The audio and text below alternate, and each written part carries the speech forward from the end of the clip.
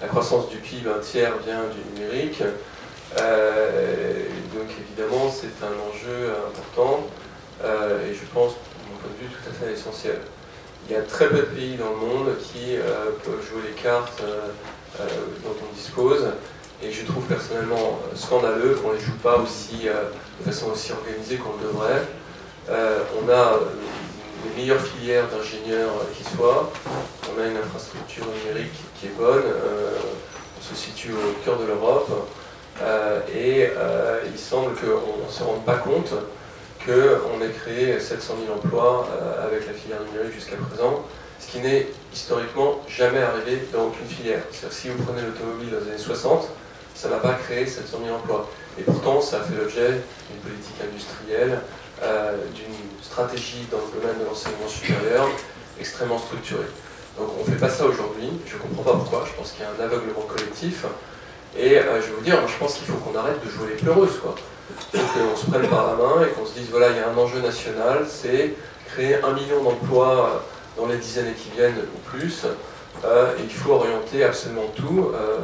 J'entends l'enseignement supérieur, la réforme de l'État, la fiscalité, pour parvenir à ça. Et moi, ce que je vous dis, je pense que c'est un message important, c'est que c'est bien de changer, mais le monde change plus vite qu'avant. C'est-à-dire qu'auparavant, quand on faisait quelques changements d'amplitude chez nous, on avait l'impression que c'était extraordinaire, on avait devancé le reste de la planète. Je veux dire, il faut avoir l'idée qu'en Chine, vous avez des campus de recherche scientifique de 100 000 personnes, et qui en termes de publication, je sais que Shanghai c'est très contesté, mais qui publient comme des malades. Donc soit on dit que le numérique est un grand enjeu national, et je veux bien qu'on parle des ETI aussi, qui m'apportent beaucoup, soit on laisse passer cette chance, et c'est dommage parce que, encore une fois, je pense qu'on peut être dans le peloton de tête. Il y a 20% des gamins qui sortent du primaire sans savoir lire et écrire. C'est juste un scandale.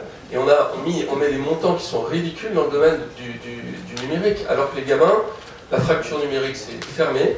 Tous les gamins, pratiquement de tout milieu, quand ils rentrent chez eux, ils ont accès à un ordinateur, et personne ne s'est dit, tiens, ça serait marrant de leur filer des cours du soir, pour faire en sorte que les gamins riches qui ont accès à des cours particuliers, ben, on essaie de compenser un peu ça dans une moindre mesure.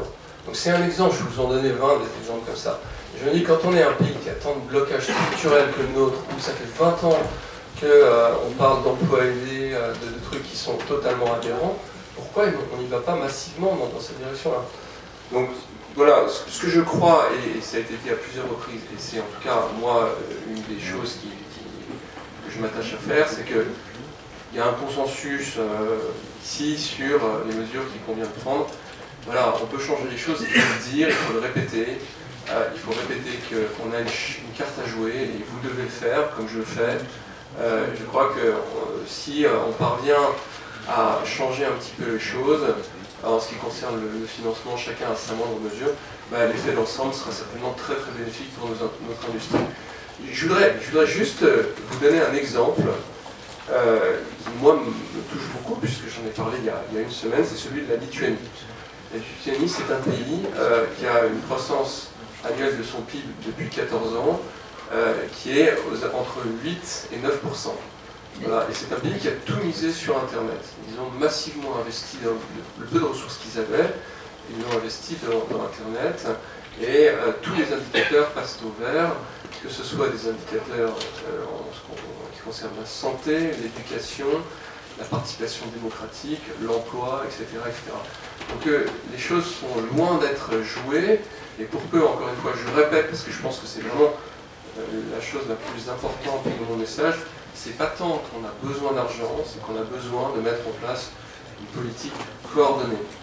Et quand je dis coordonnée, c'est s'assurer qu'il y a du seed, qu'il y a du late stage, mais qu'il y a aussi des universités qui fonctionnent. Les universités en France ne fonctionnent pas, qu'on a un certain nombre d'outils aussi en termes de politique d'aménagement du territoire qui fonctionnent. Aujourd'hui, il n'y a pas d'aménagement du territoire à l'égard de la politique du numérique.